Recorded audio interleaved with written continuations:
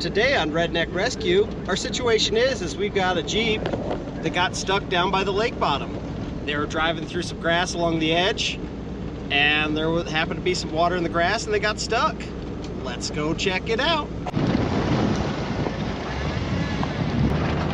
So the lake has dropped a lot over the past few weeks. We've been dropping probably 10 inches a day or so. 10 inches of water equals a long ways on flat ground. Sounds like she's possibly a quarter mile out there.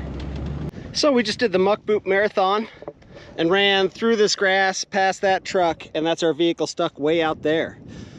The grass is very deceiving. It'll hide what's underneath, whether it's mud, rock. We found a good path that's on a bench with some rocks where I can get decently close, but we're still gonna have a little bit of a pull.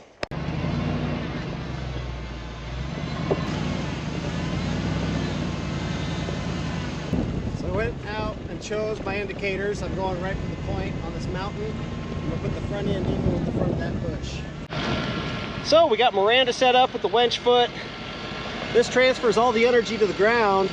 The ropes push down on the foot, so it sets in as you pull. We got the snatch block set up with 5 Rhino 40,000-pound straps. Run out to the mud. So we're driving along the side of the lake here. It goes from solid ground to some questionable areas.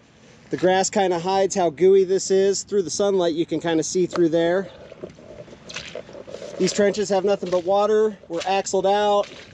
Frame is sitting in the mud. Front axle looks like it's just barely not touching. Just a little water. It's that sand on peanut butter. Once you break through the surface, it doesn't matter how good your tires are. No big deal.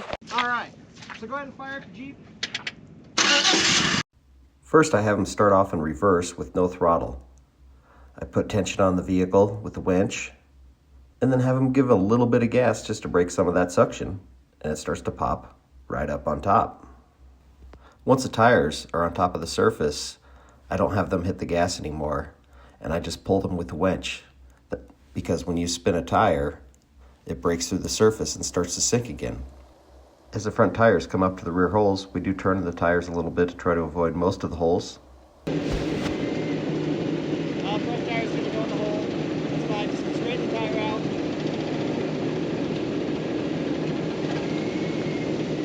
The snatch block makes all the difference in these situations. It doubles the pulling power of the winch, and also decreases the amount of load on the winch lines. Winning. Put the e-brake on, you can shut it off, take a break. I'm going to hook up my strap and just back up from here and pull you the last bit.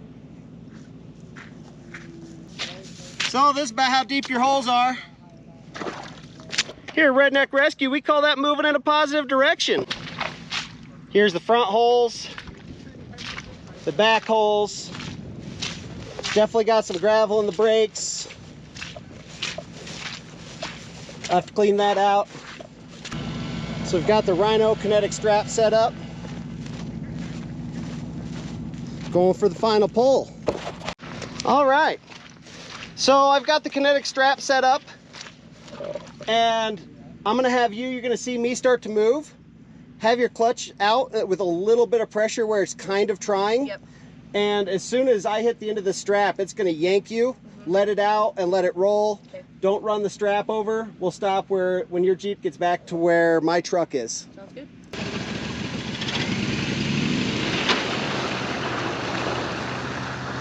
Bye, Felicia. Head another way. Go straight back. Don't turn.